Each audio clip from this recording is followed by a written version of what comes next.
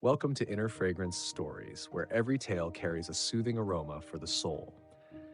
Today, we will listen to The Carpenter and the Incomplete Lesson to reflect on a profound lesson about work and life, the balance between asserting your worth and maintaining your reliability. Let's immerse ourselves in the story and at the same time learn English through its meaningful narrative.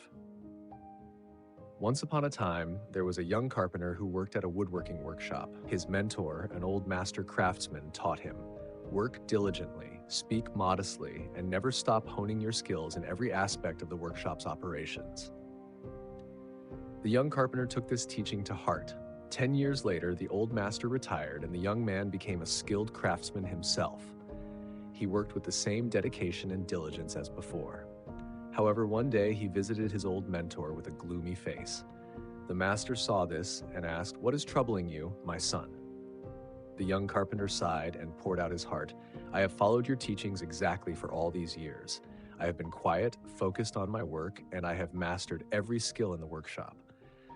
What I don't understand is that the other workers, who are less experienced than I am, have all been promoted, while I remain in the same position with a salary not much better than before."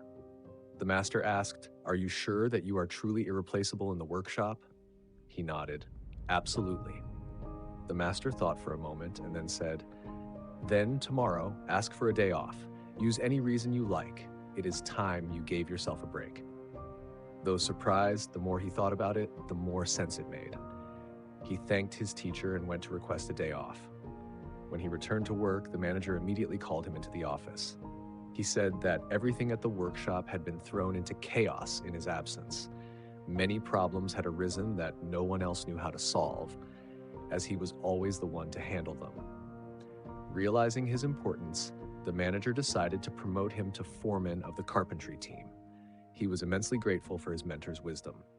So this, he thought to himself, is the secret to success. From then on, whenever he felt he deserved better treatment, he would request a day off, and sure enough, upon his return, the situation would improve to his satisfaction. This pattern continued for several months. Then one day, when he arrived at the workshop, he found he was denied entry. He was shocked to discover he had been fired.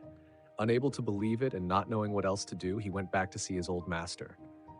"Why did I lose my job?" he asked with wounded pride. "Didn't I do everything as you instructed?" "Actually, no." The old master shook his head. "You only heard half the lesson." "Half the lesson?" The young carpenter began to realize he might have made a huge mistake. "What was the second half, master?" The master explained slowly. "The second half, more important than the first, is the realization that if a light bulb flickers constantly, turning on and off, sooner or later it will be replaced with a more reliable one. Who wants a light bulb that cannot be counted on to provide steady light? You see, in life, in your own life, do you have friends and family whose presence you take for granted? They are always there for you. What happens if one day they are no longer there? Don't wait for such a day to suddenly realize how important they are. Be thankful for the fortune of having them in your life today.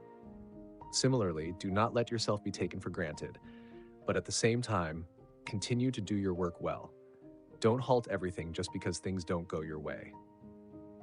Find balance in life, and life will reward you with that very balance."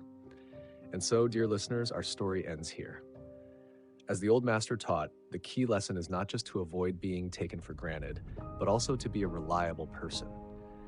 True success is built on balance, the balance between showing others your value and being consistent and steadfast in your work and relationships. We hope the fragrance from today's story remains with you, not just as a life lesson, but also as a step forward in your English learning journey. Thank you for listening. Until next time on Inner Fragrance Stories, live, learn, and find your balance.